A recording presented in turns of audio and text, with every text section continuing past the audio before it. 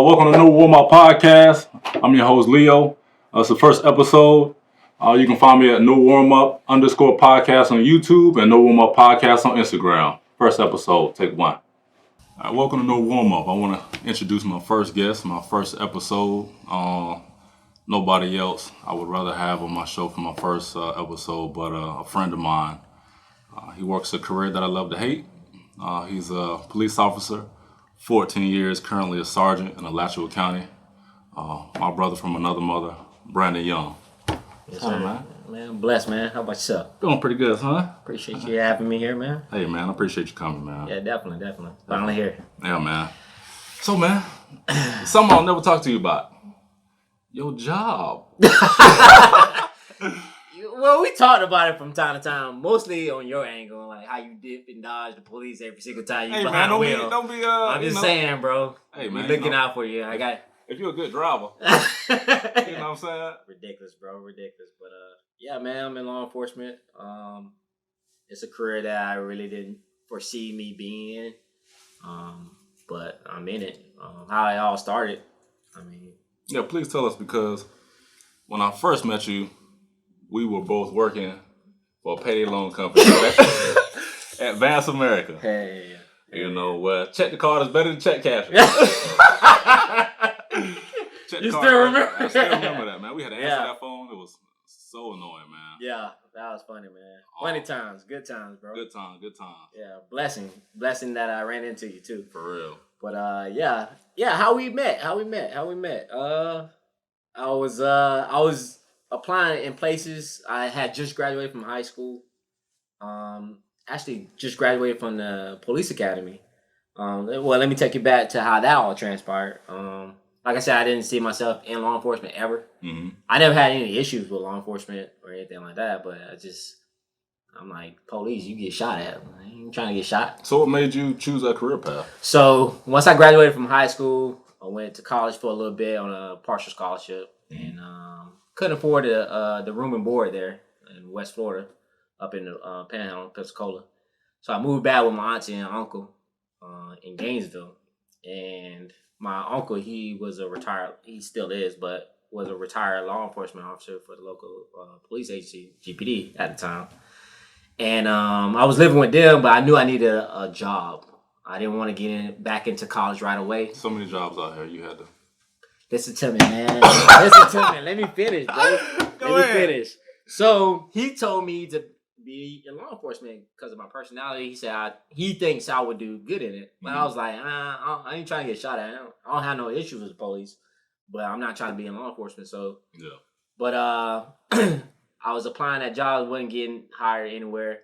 So he was like, hey, you got to start school. You got to get in school. So what are you going to go for? I was like, well, my pops at the time, we was not on good terms, but, you know, it's my pops, I still love him, but we weren't on good terms at the time, but he wanted me to be a lawyer. Okay. And being that I exhausted all my scholarships and stuff like that, I was like, I got to go to school to be an attorney. That way I can have my dad help me. That's the only way he would help me financially, is if I pursue something that he wishes. Mm-hmm. So I was like, all right. He was like, okay, attorney. All right. He was like, all right, let's go to Santa Fe Community College, the main campus, to get signed up for classes. Mm-hmm. So I was like, all right, sweet. So he took me up there. It's just me and him. And we're looking at the curriculum, like the entry classes and stuff like that. And he was like, hey, this looks good right here. Introduction to law. He's like, let's sign up for this. So I was like, all right, sweet. That'll be my first class. I don't want to do one at a time. I don't want to do a whole bunch. He was like, yeah, let's do introduction to law. So I signed up for the class. And I noticed that the location of the class wasn't at the actual location that we were at, like the main campus. Mm-hmm. It was off, like a satellite campus. Okay. It was called Kirkpatrick Center. And that's located in? Gainesville, off of 39th, near the jail, a.k.a. the police academy. I later found out. Right. But it wasn't titled the police academy. It was titled Kirkpatrick Training Center. Okay. So introduction to law, I'm thinking, okay, attorney class. They're going to teach me about law, and then I'll proceed on to the next class after that. So my first day of the first class, it's quiet auditorium room. There's other people in the auditorium. We got our books and stuff like that. Pretty much the first day of class. Sit in the classroom. I get dropped off by my mom. She drops me off. I'm not driving at the time. I don't have a car at the time. I am driving, but I don't have a car. So she drives me to class, drops me off. I go into the auditorium. I'm sitting there waiting for the instructor to come in. Mm-hmm. So as I'm sitting there, everybody's quiet and like just like looking at each other, filling each other out.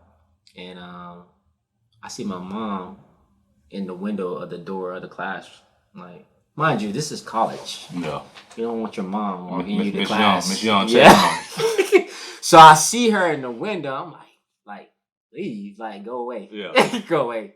So the instructor opens the door and says, do we have a Brandon Young here in the class? I'm like, I just told your mom you made it safely to class. And everybody starts laughing. That's sweet. So, yeah, it's not sweet. Very embarrassing. Right. Very embarrassing. So I'll tuck my head down. Sounds like something my mom would do. Yeah. That's what mothers do. Like, I mean, I don't know what it is, but yeah, they like to embarrass us. Yeah, right. But yeah. So that was the first ice breaker of the class, and after that, we sat there for 5 minutes later, and then all of a sudden, the door busts open, and there's 9 instructors busting through the class, yelling at us to get in a single file line. So as I'm standing there in the single file line, the guy next to me, he's like 6'3". I'm the youngest there. No. And I look to him, they're coming up and down the line yelling at us about our attire, anything they can yell at us about. So I looked to him, I was like, hey man, what class is this? This is Introduction to Law. He's like, this. He looked down, he's like, this is Police Academy. I'm like, oh, I'm in the wrong class. No. So the instructor sees me talking to this dude. He's like, man, hey, so-and-so, why are you talking? Blah, blah, blah. So how'd you end up mixing up the classroom? So I signed up for that class. That was the first class of Police Academy, the Introduction to Law. Mm-hmm.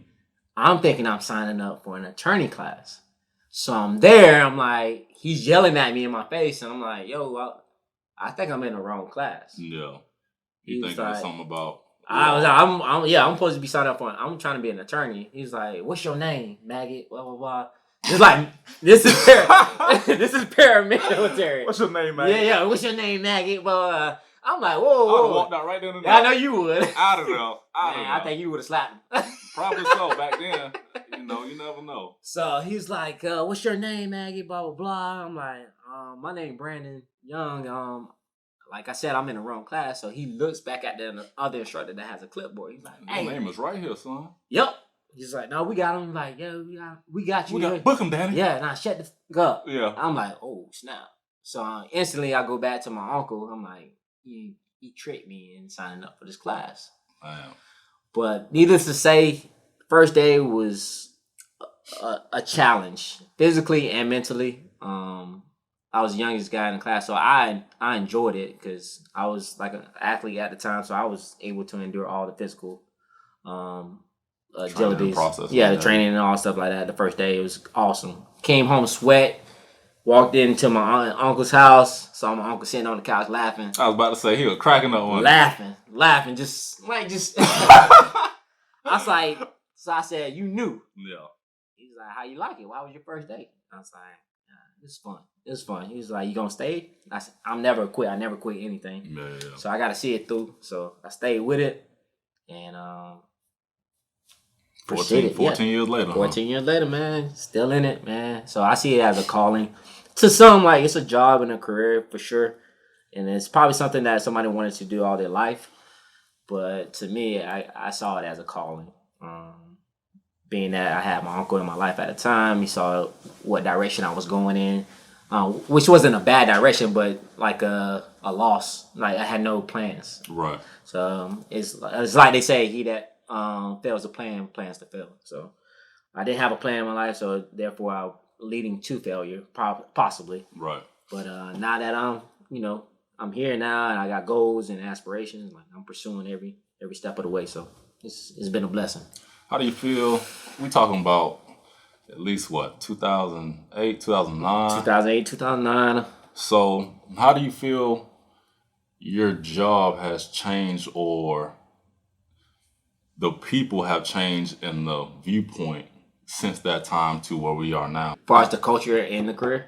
Culture and the career and how citizens look at law enforcement. Do you feel there has been a change or do you feel like everything's the same? Nah. Everything's not the same for sure. Yeah, it definitely has changed. But far as I can't really speak on it on my perspective because in my history and my interaction with people in law enforcement, I get this question asked all the time, especially since the late Trayvon Martin happened, that incident happened. I encountered a lot of people that was worldwide news. That was publicly, like, nationally known. Right. So whenever I encounter people, I get the same question, like, how is it in law enforcement being that you're a man of color and whatnot? I saw no difference in my area, my line of work where I currently work at. Okay. I treat everybody the same. Everybody treated me with respect. There's a few knuckleheads out there. You sure you treat everybody the same? Because they're going... Yeah, everybody, man. You can email me at... Listen to me.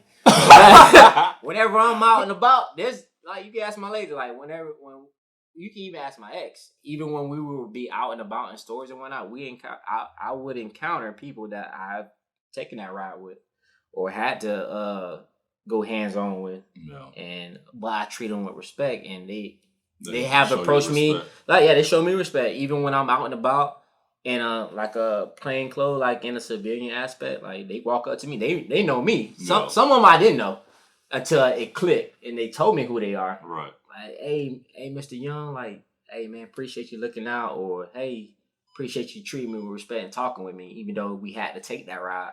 But appreciate you how you did it, how you went about it. You never really judged me. Right. You listened to me. Yeah. And that's all it took, man. Just treating people with respect, because I could easily be in their shoes.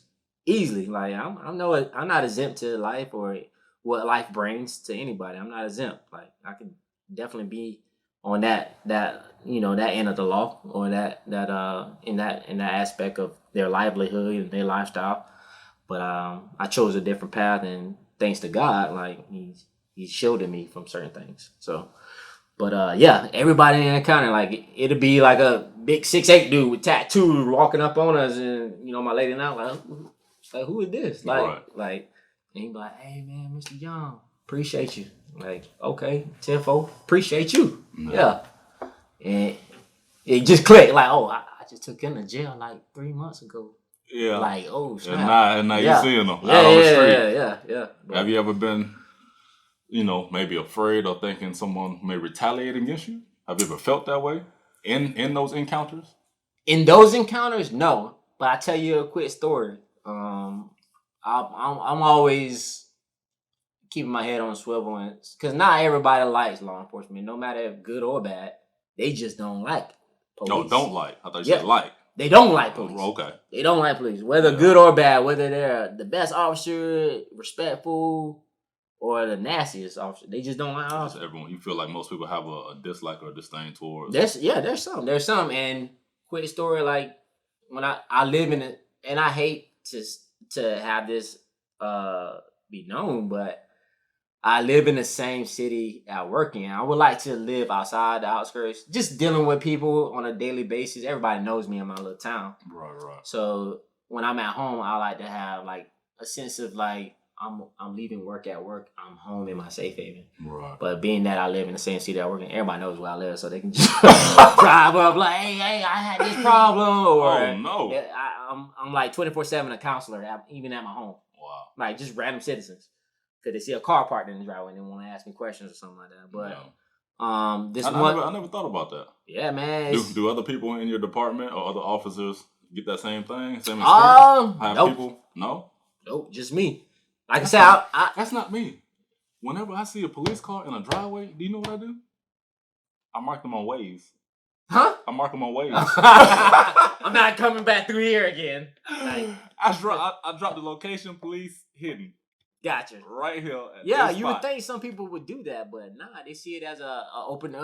How I seem approachable to a lot of people. True. Like, they just like to come up to me and talk to me. So, but for instance, one day when I got off from work, like, I always watch my surroundings, no matter where I go. Mm-hmm. And this one particular shift, I was off, and I noticed this car was following me. And normally I take a different route try to weave them off. Like I don't go home, but I'm already entered into my neighborhood, so it's like set in stone. Like I'm going home. Yeah. So as I'm turning the corner, I'm bending the corner. I'm noticing that's a car that lives up front. I live in the back of the neighborhood, so like, why are you following me back here? So I park, I back in, and I watch it, and I notice who it is, and it's an individual that had issues with my department several months prior. It was an incident where he got jammed up and had to take a ride based off of allegations on somebody else making about a shooting. But it turns out he wasn't involved, but he had a lot of stuff that was associated in his car to where he had to take a ride. So he kind of got pissed off about that. It's just a luck of the draw. Yeah. So I never dealt with this dude.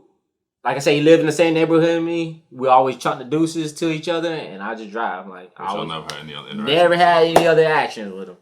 So this one particular day, he follows me right in my house. I live in a cul-de-sac, so you gotta come by twice. Right. Like you either know somebody that lives in this cul-de-sac or you lost. Yeah. So he drives by, goes up front. So I tell my lady, she's at the store on her way home, like, hey, I think I'll just follow. Be careful pulling in. Just keep your eye out, and because she said she's on her way home from the store. So I go in the backyard, let out the dog.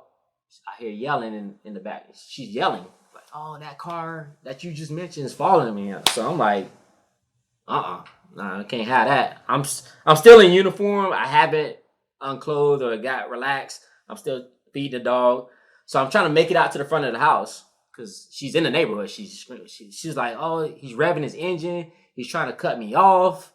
So I'm telling her to keep driving. Just keep driving. So she's like, "Oh, I'm coming. I'm pulling up. I'm like, don't pull in the driveway or pull anywhere. Just keep moving till I can get to you. Right. So she pulls in our cul-de-sac. He blocks her off. He blocked me off. I hear, our little girl, my stepdaughter Serenity. I hear her yelling in the background. So I broke my door. Like I just realized, cause we were just talking about the storm door, how it's cracked. I was like, man, something happened right here. I broke it. You broke it. Yeah, trying to get out there. So I see him. He done got out of his car. He's banging on the driver door. And like I said, I'm in uniform. Like I go instantly. Like I'm off. Like, hey, man, what's up? Like, hey, man, what you doing? Right. So he's like, hey, you know this person? I'm like, man, this is my family, man. We got a problem? You need me to fix it? So we get a little conversation or whatever. I'm like, man, you better take your so-and-so back up to your house. Like, and that's really pretty cool. You handled that situation pretty well because you could have went out there.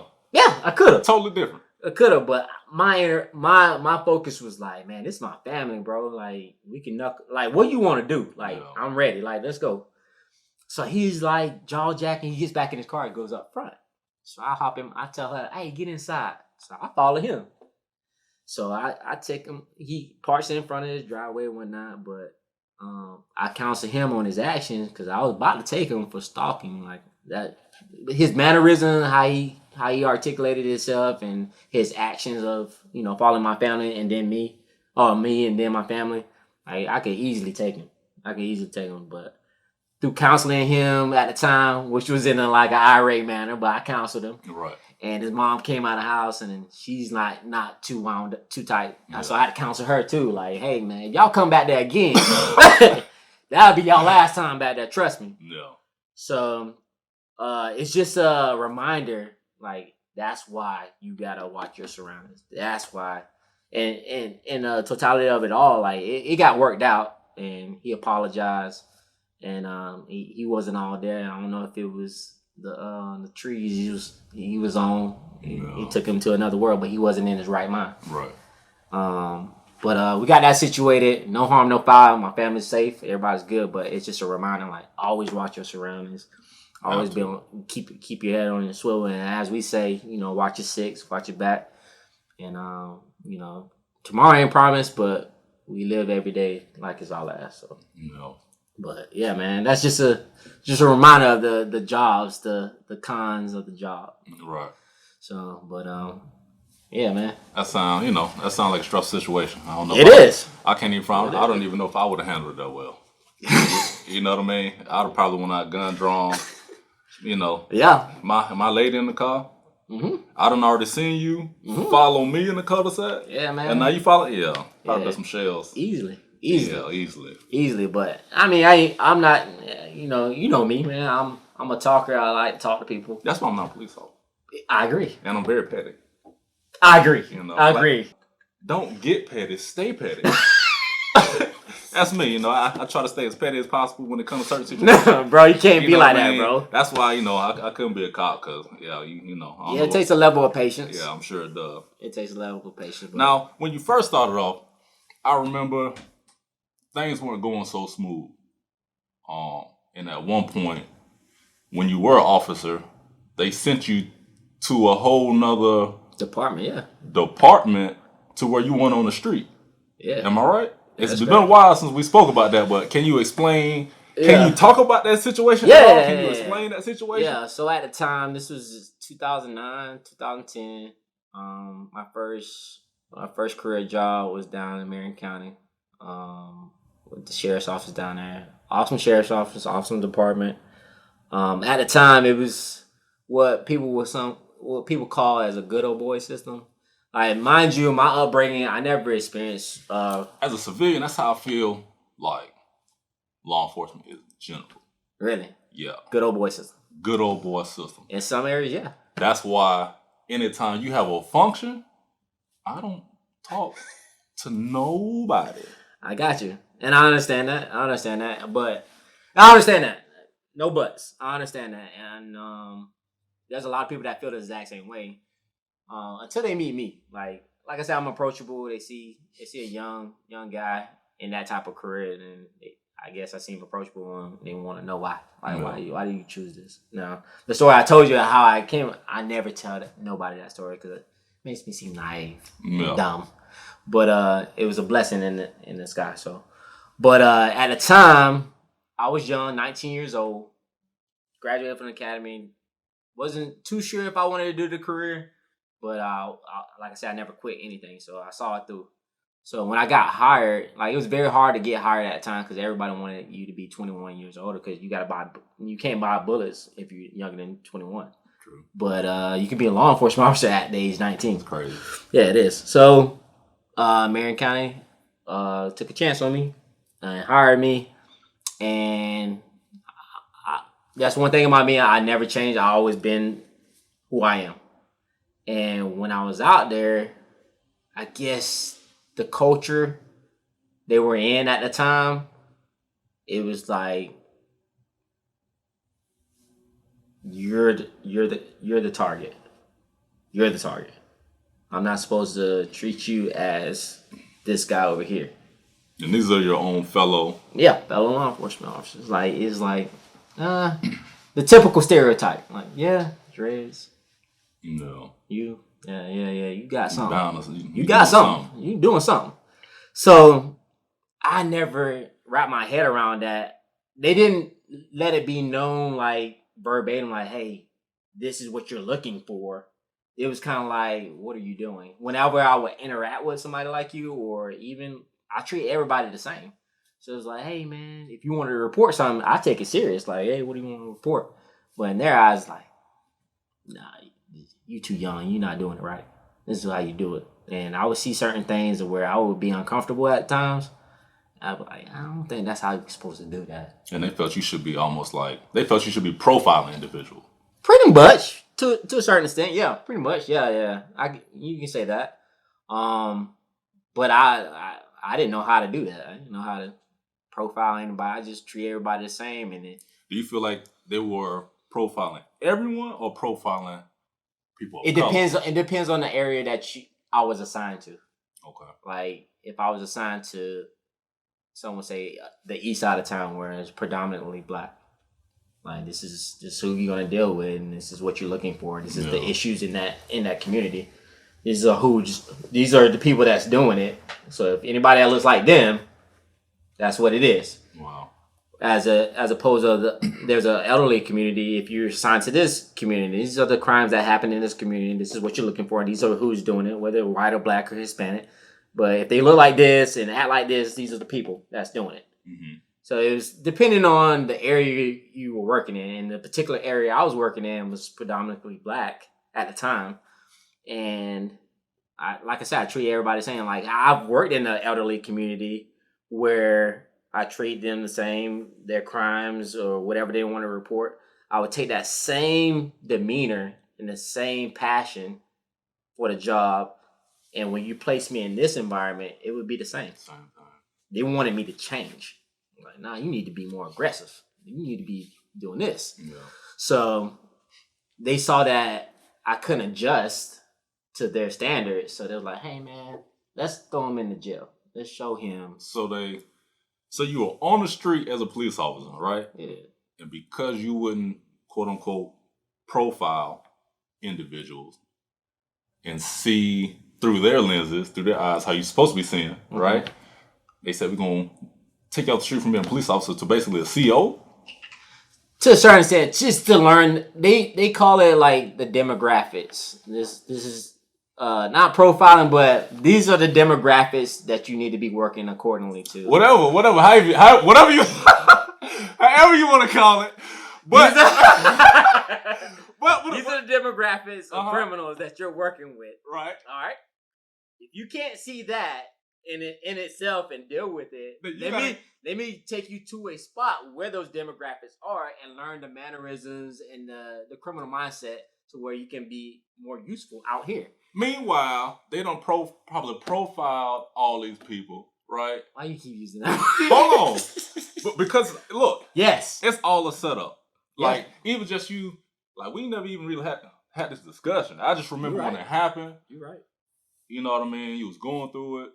And I remember when you wanted to get out and transfer. Correct. So, to me, even just hearing that, that's like a whole police department is really profiling individuals.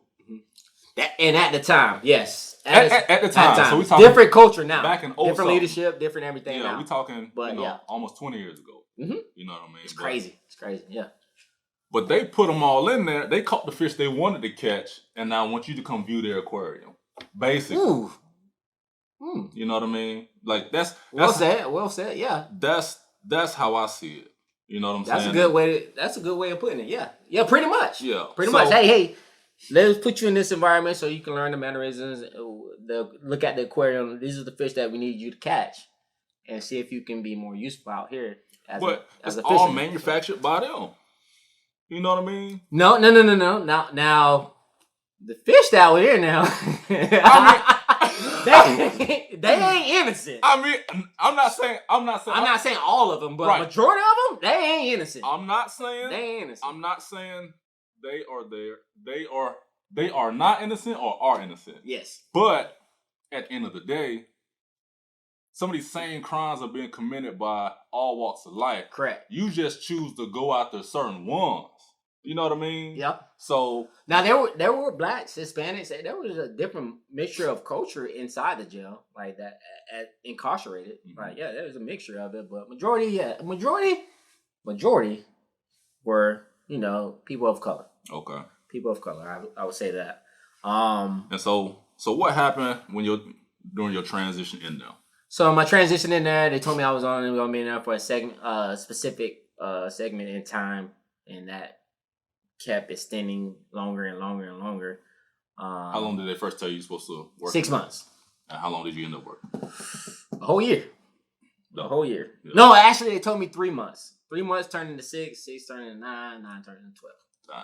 Yeah, so it was kind of like once it got close to 12, and I will say this, like, she's probably retired now, and but April Nichols, she was a deputy down there when I was on the road. And she was a blessing when I ran across her because she told me how the culture was there. And being the only man of color in my first briefing with a room full of deputies, I'm the only there. This one time she attended briefing and she saw another one. Oh, hey, pulled me to the side like, hey, where you came from? Yeah. I was like, I just started here like 2 weeks ago. She was like, wow. Yeah. Like, I saw you out of all of us over here. You like, we all at the jail. But yeah, good to see you. If you need anything, here's my number, and we exchanged numbers. So whenever I would encounter certain things that I felt kind of uncomfortable with, well, I hit her up, and she's like, yeah, that's not how we do it. this is how we do it. So these are the channels you need to go to get that corrected. And she helped me out in that aspect, and she was a blessing in the sky during that time. But yeah, so when I got transferred, it was an adjustment, and I'm glad I went through that experience because I picked up a few things within that learning experience, So it wasn't a total bust. It was I turned every L into a learning situation. So it made me sharper, made me more of a deputy at the time. But since they weren't giving me a shot back on the road, that's when I pursued where I'm currently am now. No. So I transferred back to Alachua County and still working there, man. Still working there, bro. So it's been a blessing, man. So and it was a financial blessing in the sky as well because I made more money when I transferred too. Okay. So when I was married at the time, like it was very beneficial financially. So. Okay. So everything was a blessing, man. Yeah. No blessing loss. the sky. No loss. So it was all good. It was all good. So your transition there, you learned how to deal with all that. Mm-hmm. And then I remember a time you also rode a motorcycle. So you're a motorcycle cop? You still a motorcycle cop? Yeah, I'm still a motor. I'm still riding on a motor, man. Still riding on a motor. So have you ever crashed? Nah.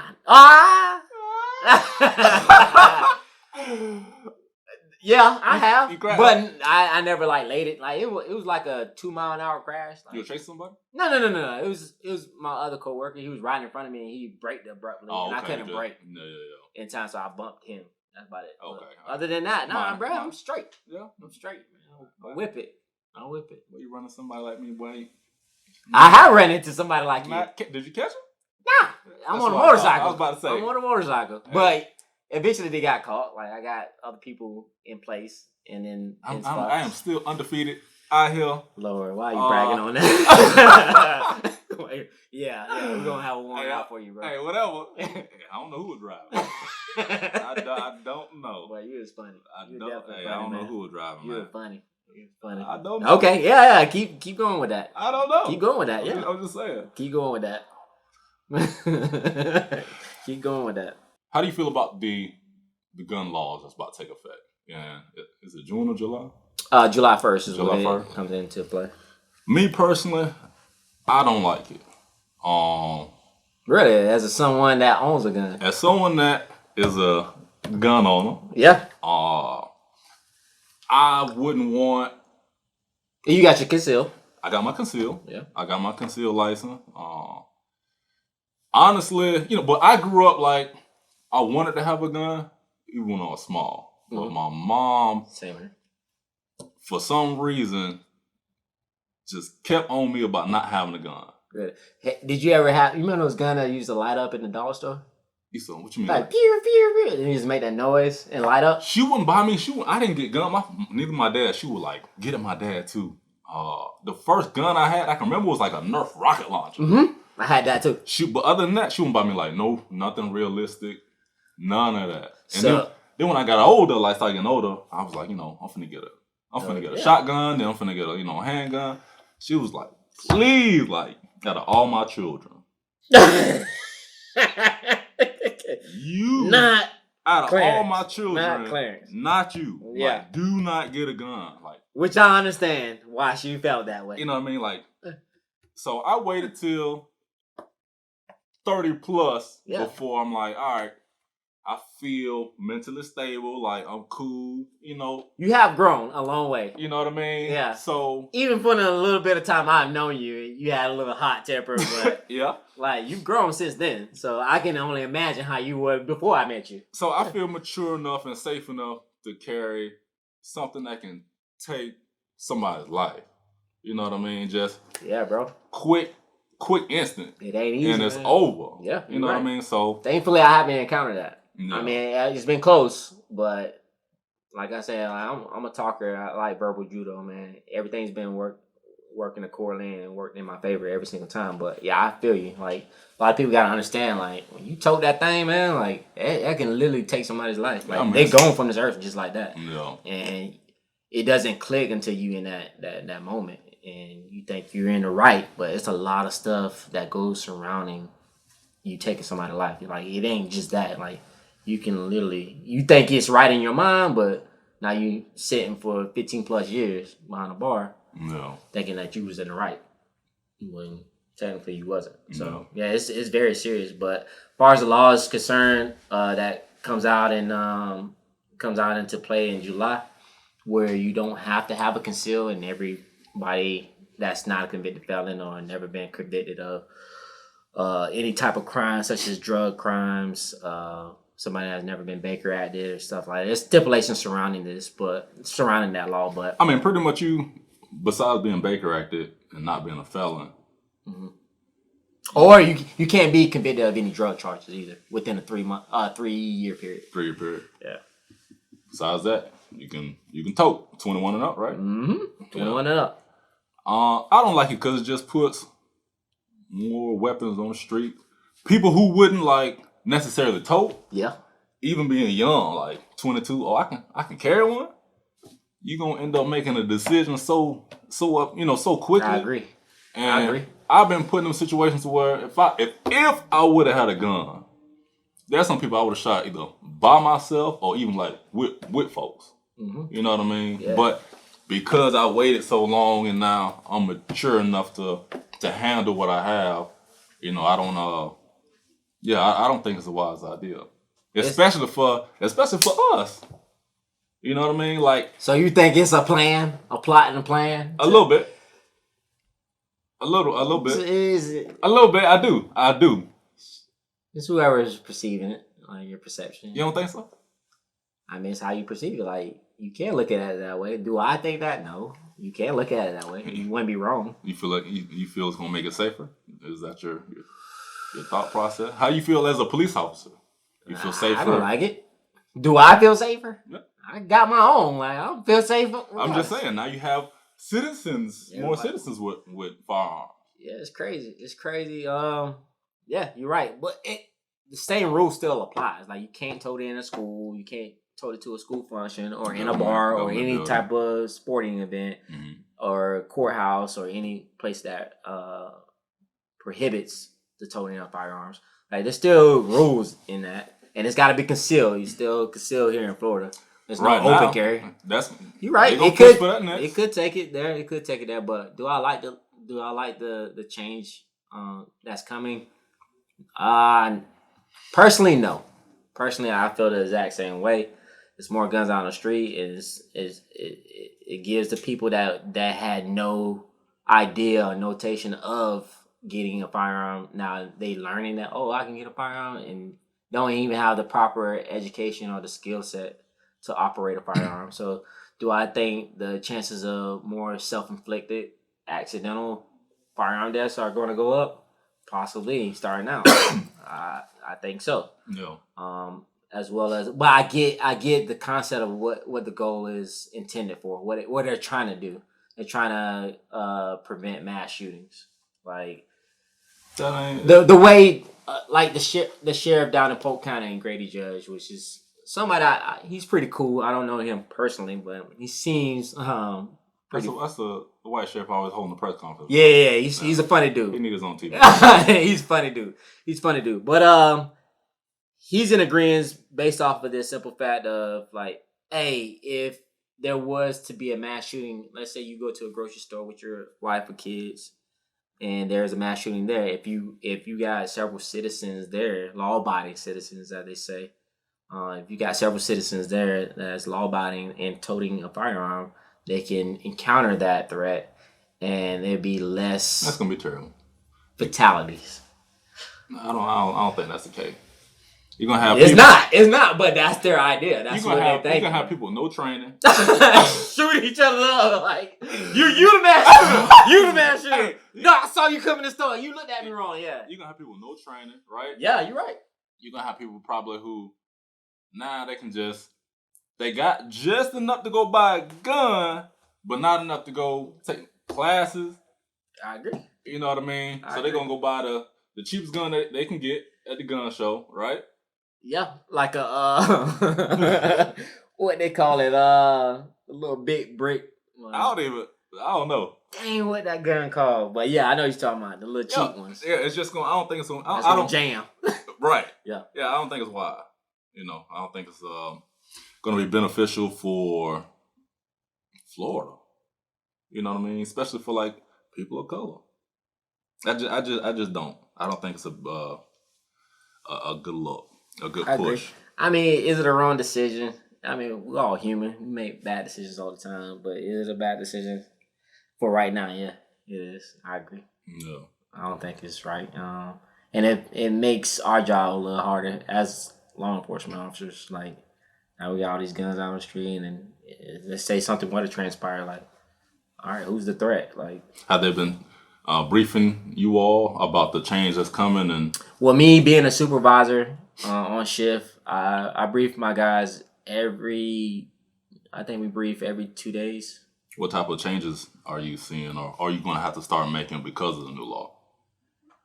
No particular change. Like, we just got to be more vigilant, more cautious that, there are firearms, and to educate certain officers on, because carrying a conceal, as far as the violation, the criminal statute still is in place. Like, you still can arrest somebody for toting a concealed weapon, but you got to decipher who's abiding by the law, who's a felon and who's not. Like, in order to do that, I'll have to ask you for your ID, stuff like that. Now, do you have to give it to me? According to this new law that's coming in place, yes, you have to give it to me, but the consequences of you rebelling and resisting is only a civil infraction. Like, What you mean I have to give it to you? After the law passes? After the law passes, anybody can tow. Right. To help law enforcement out to decipher who can tow and who cannot tow. If I know you have a firearm on you, like, let's say I see a bulge on you, and somebody called a concern, like, oh, this guy has a gun.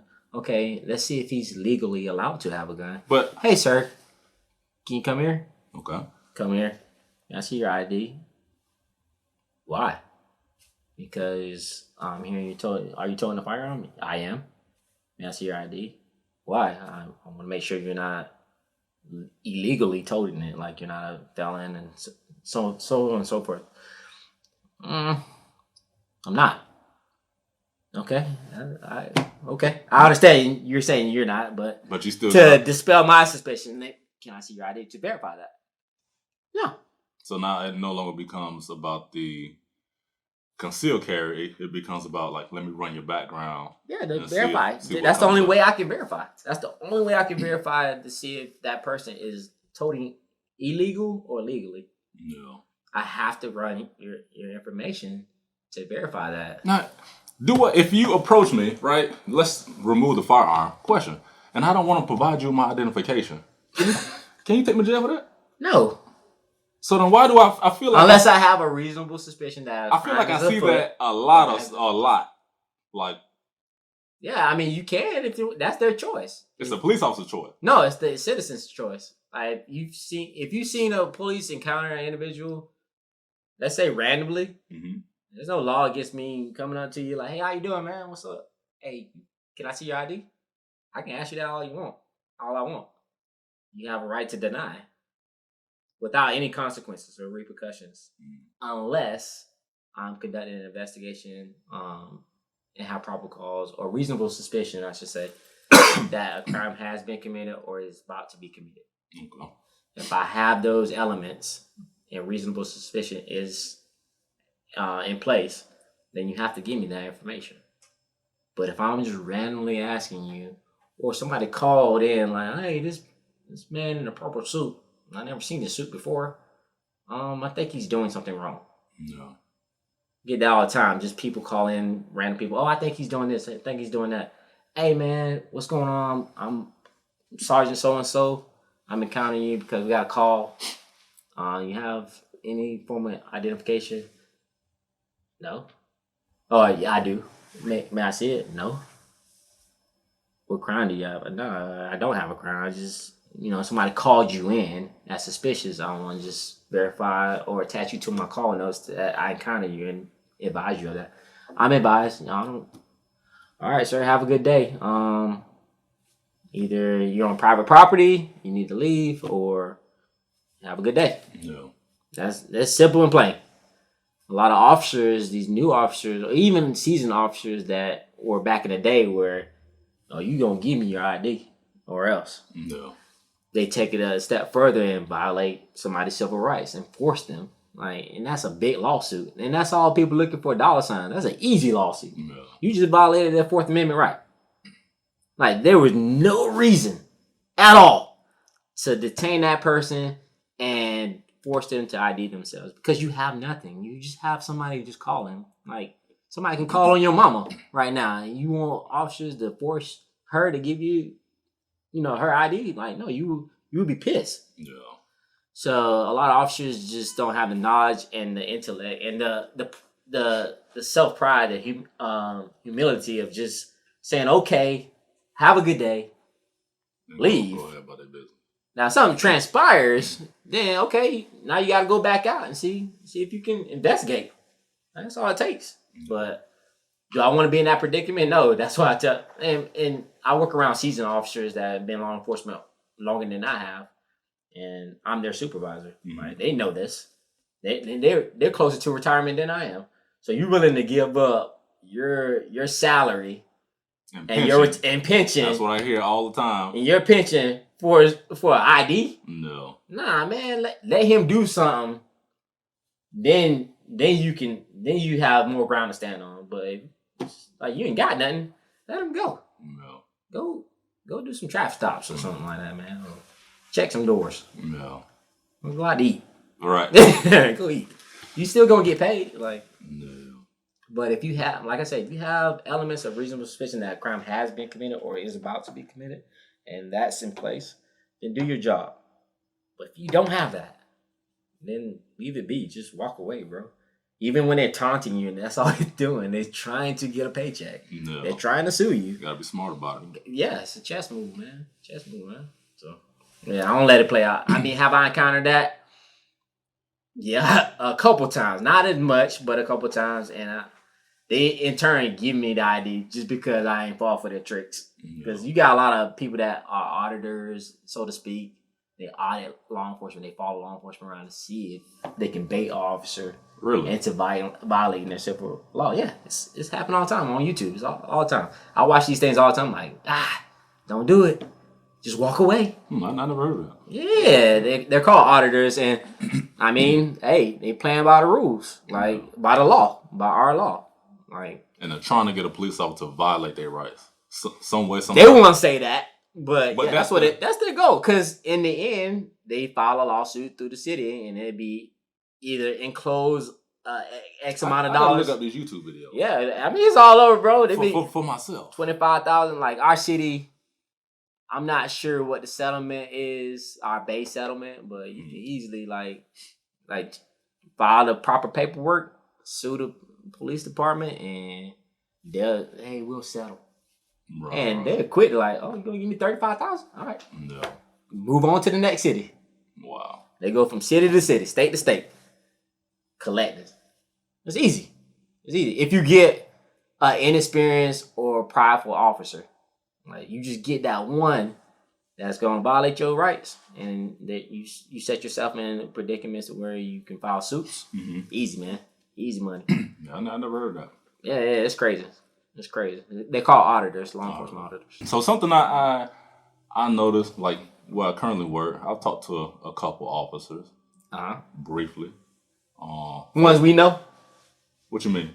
Like we know a mutual officers. No. I'm talking about like where I am now. Okay. So they all said the same thing. Nobody went in as young as you.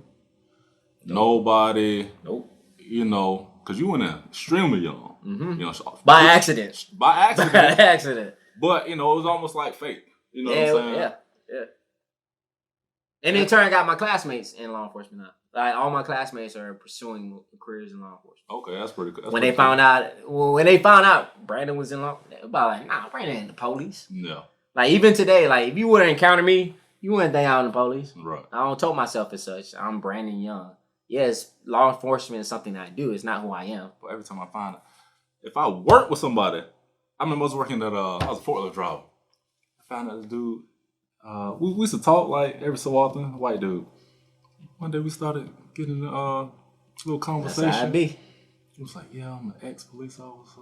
But that was about the last time I spoke. Yeah. That's how I be. It was over, boy. I was like, yeah, out of there. Hey, but bro. how did it transpire with you and I? Mind you, I had just graduated from the police academy. I was working a part-time job. Well, were you still in? Did you go to police academy? I had already graduated before you came to Advance. Yeah, before I came to Advance America when we first met. I mean, but you didn't know. I didn't know until you had told me like we was already cool then. By the time you told me, I felt like we were cool the first day.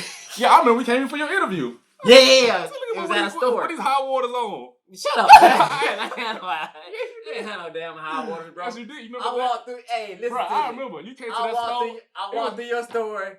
You was just on the counter like this, like with your tie to the side. Like you supposed to be looking professional. You got your tie to the side. Tie to the side. You like, what you here for? I'm like, I'm here for an interview. Oh, you trying to work here? Like, yeah. He's like, oh, go in the back. Leslie, you got this. Oh my goodness, you remember working with that lady? I never worked with her. I wasn't assigned. Yeah, I wasn't assigned to your store. I thought you came and worked there. I worked for Joe. For Joe, yeah. Yeah, Joe was cool. Yeah, so when I got assigned on Main Street, here you go on Main Street, popped up. I got promoted. Okay. Yeah, I got promoted to assistant manager. Okay. Yeah. Up under Joe. Under Joe, and then eventually I got promoted to branch manager. That's right. I moved to another store. That's right. You're like, man, you made it. I'm like, yeah, I did. What's up, bro? Yeah. And we introduced ourselves, and yeah, it wasn't like weeks later.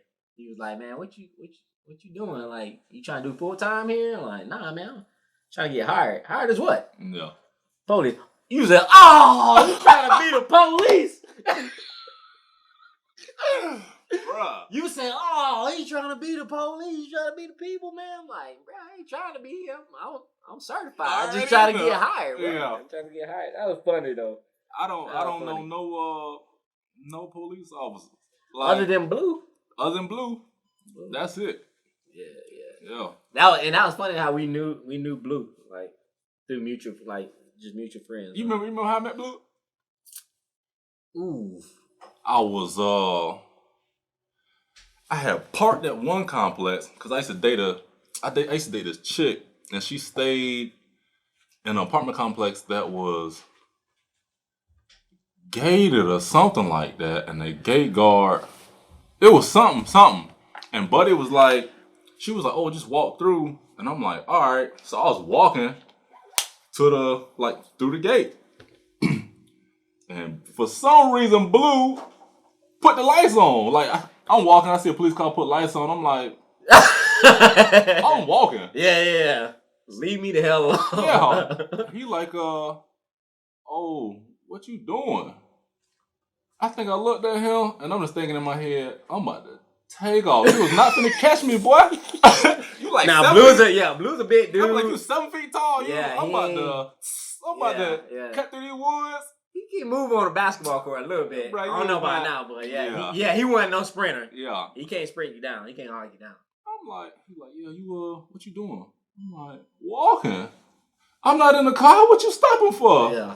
That's what you said? Yeah. He like, oh, you got some ID? I'm like, why are we here? Yeah. Why'd you stop your car? But man, he turned out to be a pretty cool cat. I ended up doing a ride along with him. Mm-hmm. You know what I mean? We ended up working out at the station. You know what I'm saying? So you and Blue the only 2 police officers. He black. Black, he black. Y'all the only 2 police officers that I know that I talk to. You know what I'm saying? I haven't talked to Blue in a minute, but yeah, I didn't talk to him. I need to call him. Other than that, man, I don't associate with law enforcement. But look at that interaction, how it became hostile, and you eventually came to terms with he's cool. You thought he was cool. Yeah, we ended up talking about and that's how it happened. Basketball, and he knew about Orlando and stuff like that. So we ended up chopping it up. And that's how it should be. Yeah, that's how it should be. It shouldn't be no prejudged or pretext stop or what already judged. Like, oh, I'm dealing with this type of knucklehead. And that's how I felt at first. I felt like because I was walking, he seen me and all of a sudden thought something suspicious. Mm-hmm. And I'm just like, man, and I get that. I'm about to go over to chick house. What you following? And I get that all the time when I encounter somebody, but I de-escalate, and that's what word that a lot of new officers fail to realize, like, you're there to do a job, but you're there to de-escalate a situation. No. De-escalation, not entice it or escalate it. De-escalation. Just explain yourself. Talk to the individual like they're a human being. Like, just talk to them, bro. Talk to them like how you would do your mom, sister, brother, cousin. Like, talk to them as such. Keep your guard up. Nevertheless, you doing a dangerous job. And I seen where it came cool, cordial, and all of a sudden somebody just want to do something for no reason. You're not wanting to type. We're living in the evil world, so to speak, but treat everybody with respect until they give you otherwise, and then you have to adjust. But that's the career you in, man. That's the career you in. That's the career we all signed up for. Well, some of us have signed up for, and in my way, it's like a calling, I should say. You know? But I signed up for it, so. But treat everybody with respect, just like that encounter with Blue. Like, he's just cordial. You got to ride along. You got to see what he does, like what we do at law enforcement, to a certain extent. I will say, that ride along, it showed me that being a police officer is unpredictable. Mm-hmm. You don't know what type of situation you may end up in. Nope. We went on that ride along.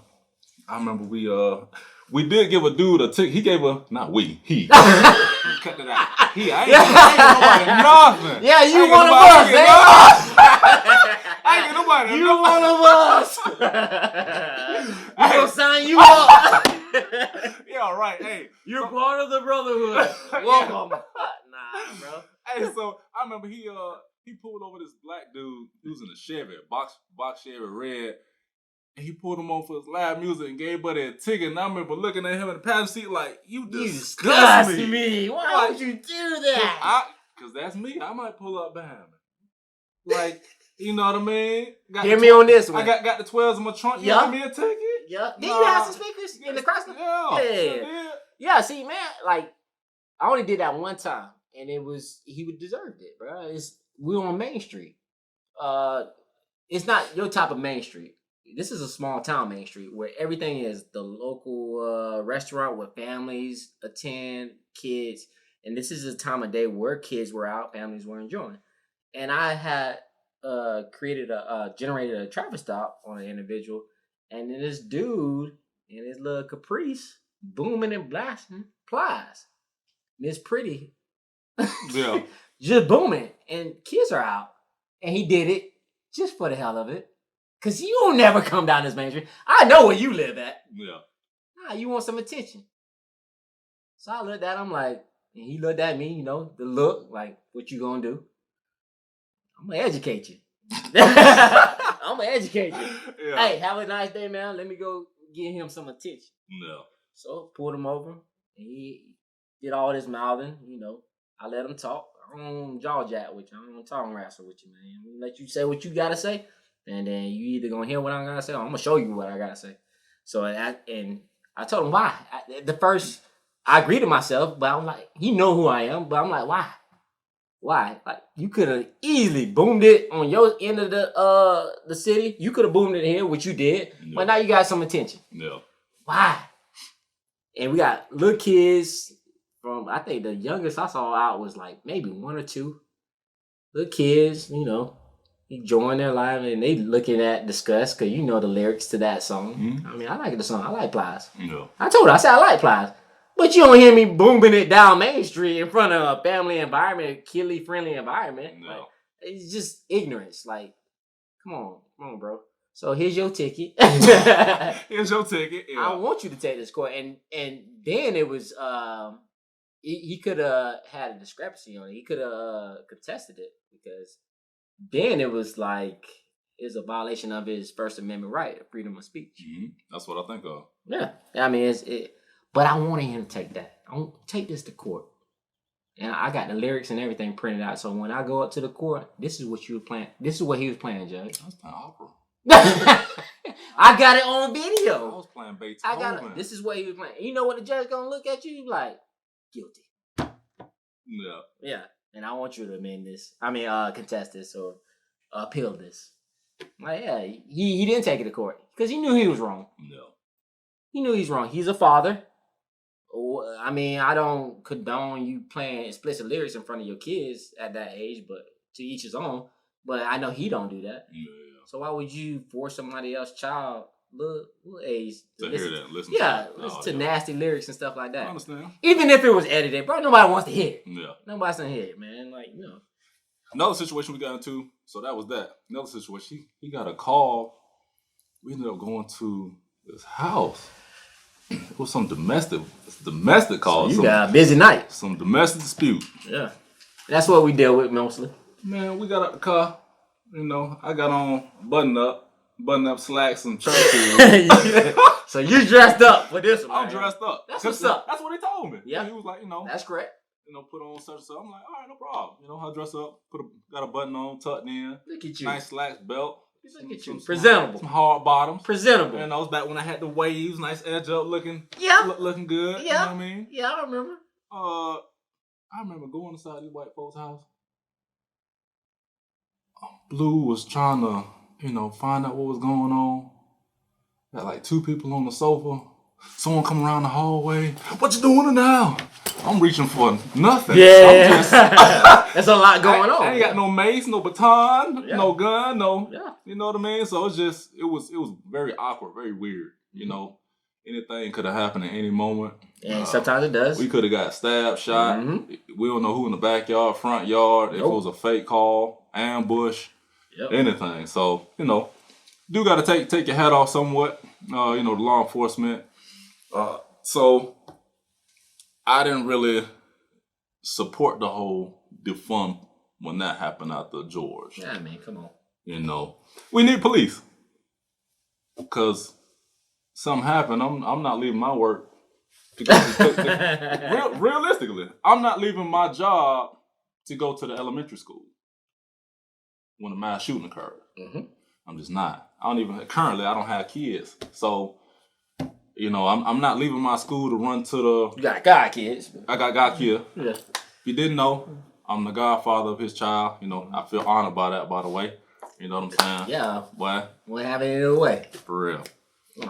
So, normal people, most likely 99%, you not leaving where the comfort of your home, your high-paying job, to go to the premium outlets, because 9 people got shot. You know what I mean? To secure the perimeter and take down the shooter with a rifle, and you probably got a little 9mm. You know what I'm saying? 9mm or something like that. Yeah, you're right. You know, so while everybody's running away, I'm running to it. It's crazy. It's ludicrous when you think about it. It's crazy. It's like, what? Why?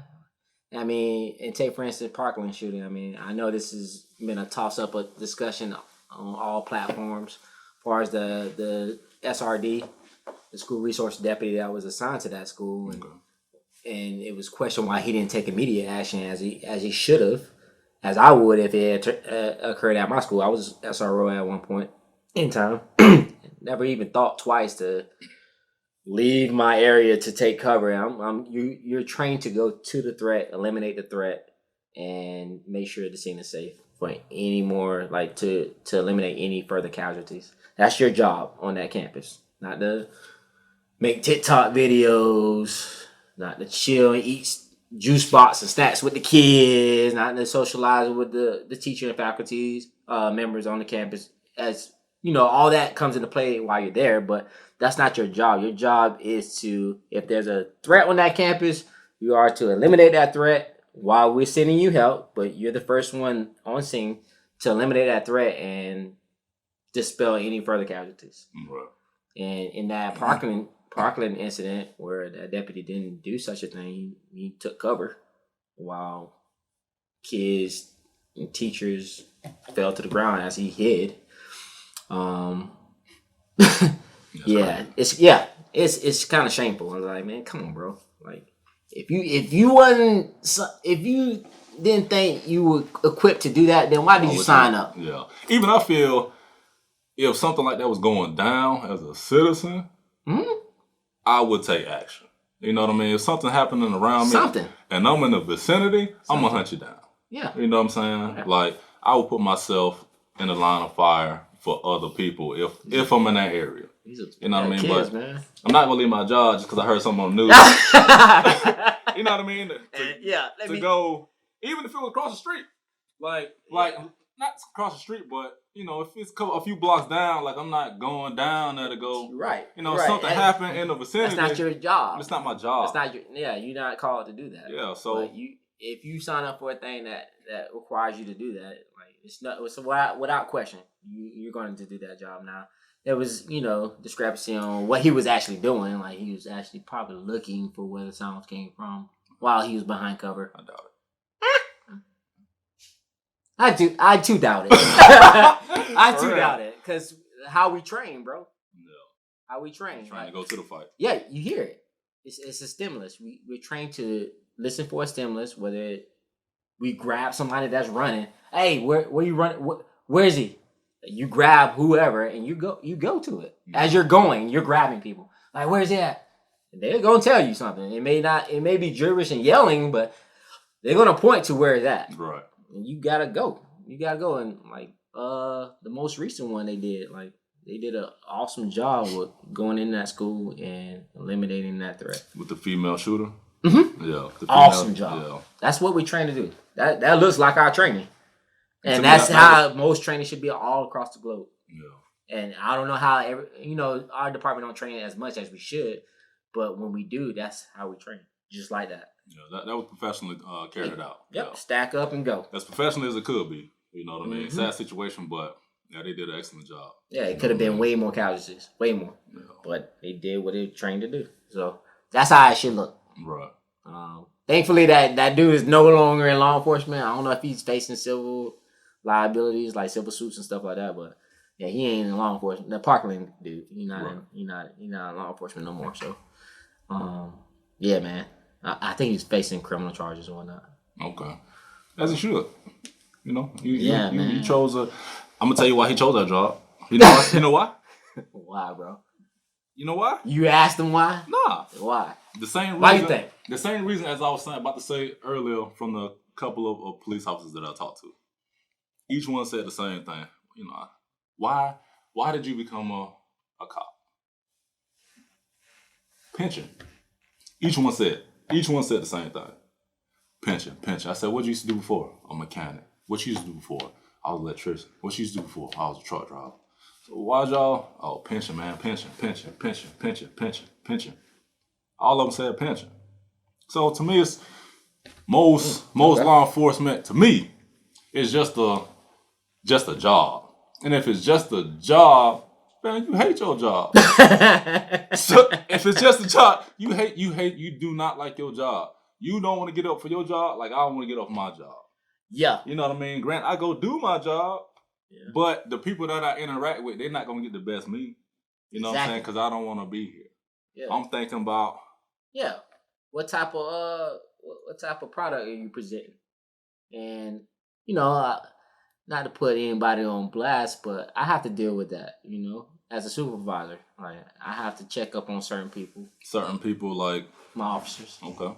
To make sure, because they're close to that pension or that retirement, and they're the product that they're providing to our citizens in our community is poor, because you're just trying to make it to the end. Mm-hmm. You're just trying to write whatever they want to complain about or report about, and that's it. But not giving any value to investigation or making sure that your work is complete. Right. So basically, you hate your job and you're just doing it till you get to the finish line. Right. Nah, I can't have that. I can't see that and be like, okay, I get it. Nah, we're not doing that, bro. You either once you clock in, this ain't what our chief, our leadership is expected of us. You either give a good product or you can just turn it in right now. You can go do something else. But as long as you're up under my supervision, you're a reflection of my leadership. Mm-hmm. And if you doing piss poor work and my name going on, nah, I ain't having that, bro. That's why at one point I got to follow up on certain people and just making sure that we're putting the best product out there. Not for the sake of the agency, but for the sake of law enforcement in general. Like, I don't want people that we assist in our community to see that, oh, we got piss poor law enforcement. They don't care. Mm-hmm. Nah, we care to a certain extent. We care, and we want to make sure our work is complete and accurate and satisfactory.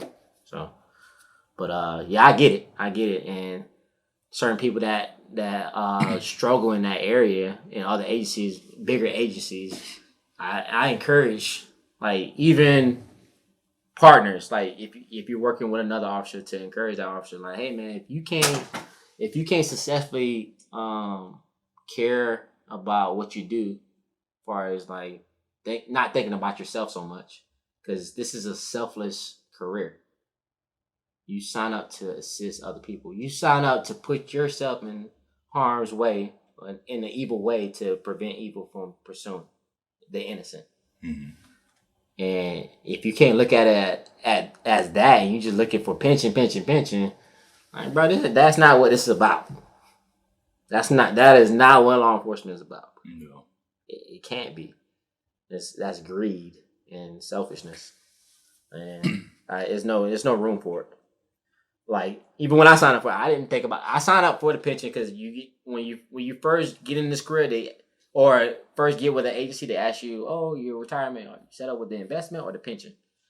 You know, and I was educated briefly. I was young, 19 years old. I don't know too much about it, but I was educated. All right, investment can change and pension is set. Like, so I was, me being simple minded at the time, young guy, I'm like, all right, let me just do something that's guaranteed and set pension. I never really thought about it. I thought about the work at hand. Like, you give me a gun and a badge, and you telling me these are my duties and requirements I gotta fulfill. That's what I'm focused on. Yeah. I'm focused on the end goal, pension. Like, bro, like, that's important, but I can't work all my life. Right. So if I make it to that end, like, if I make it, like, there's a chance that, like we're talking about mass casualties and stuff I gotta run to and help other people. I might not succeed in that. I might fail, God forbid. Right. I might leave this earth. No. But tomorrow's ain't promised. But yeah, that's not what it's about, man. It's about being selfless and helping out the next man. That's what it's about, bro. Yeah, man. I'm happy that you feel that way. That should bring, hopefully others, some type of reassurance that there are individuals that are working your job, your career, that have that mindset. Yeah, I pray that too. So. But you are few and far in between. You know what I mean? Like, it just is what it is. Sadly to say, yeah. Something I believe all law enforcement should implement. When I say we, I mean communities, especially communities of color, the hoods, the ghettos, or whatever you want to call it. They only see you all during certain times of the year. Thanksgiving, Christmas. You want to come, you want to play basketball with the kids. Summertime. You know what I mean? Yeah, summertime. You want to come and do toy drives and put on Santa hats. Man, if you get the fluck up out of here, that's how I feel. You're right. Why you not here in March? During the shift. Yeah. May. You know what I mean? You weren't here in January. And after it was all over, you just left. Yeah. New Year's hitting, y'all gone. Now I'm back being profiled. You know what I'm saying? Now, right. Like, keep that going. Build relationships within the community. Community policing, yeah. You know Correct. what I mean? Correct. So I feel like that's highly important. Yeah, and we have certain officers within my agency that are big in that. Like, we got one particular officer that she's big. She has thousands, probably a couple million followers on TikTok, because she associates herself with the community, kids and stuff like that. And we got certain officers that's not media savvy that associates themselves with the community as well. But yeah, when I started on my shift, I'm in the community. I stop by and holler at certain kids. That's what I feel I need to be. I had a juvenile correctional officer or something like that try to get me to come work. She was like, "You would do such a great job." You would, bro. I'm like, man, I be done free them kids. You don't know me, man. I be done let the back door open. Yeah, come on. Hey, I'm like, no, I feel like I can make a bigger difference out here on the streets. You so silly, You bro. know what I mean? No, you wouldn't, bro. Like if you see that environment in there and their attitudes and whatnot, I believe you can make a change, bro, for sure. Because they need certain individuals like ourselves that's not in their lives, and they just see homies or big OGs telling them certain paths, wrong paths to go to. Yeah. So if they see somebody positive like yourself, and I try to do what I can outside of uniform, and even in uniform, they'll listen to me to a certain extent. Mm-hmm. But they understand my assignment. Yeah. I understand certain their uncles and daddy's assignments, so how they get their money. I get it. Right. I get it. I get what you do. You get what I do. It's gonna be mutual respect, but understand this is my assignment. You feel me? No. So, but I impart into their lives as well, even when they get caught up. Like I said, I encounter so many off duty. Like just run up to me, or not run up, will walk up to me, or like eye me, like, man, I know you from somewhere. Mm-hmm. Oh yeah, I appreciate you. Yeah, no doubt. But they understand my assignment. Yeah. So it's all in mutual respect, bro. And I try to, attack the youth on that positive mindset, getting rid of that stinking thinking, like, oh, this is the route you gotta go because your uncle or your brother, so such and such went this way. You ain't gotta go that way, bro. Yeah. So, but they need to see what's available to them. Yeah. So people like yourself, successful people like yourself, positive people like yourself, yeah, man, you make a big difference in the youth life if you were to encounter and impart it. So listen to the podcast, kids. Yeah. Yeah, you're doing something positive, man. I'm happy that you're doing this, bro. It's a long time coming. We here. There's more to come. Happy to be a part of it. Be the first one on the show. For real, no warm up. First episode. Yeah. Hey man, appreciate you coming out. Would have had nobody else. Yeah, man. But you, boy, I love you, boy. Love you too, man. For real, man. Love you too, bro. No warm up. Yes, sir. Hey, thanks for tuning in. It's your boy Leo. This is No Warm Up Podcast. It's first episode, season 1, episode 1. You can follow me on No Warm Up Podcast, No Warm Up _podcast on YouTube, and No Warm Up Podcast on Instagram. Don't forget to like, share, and subscribe. Thanks for joining.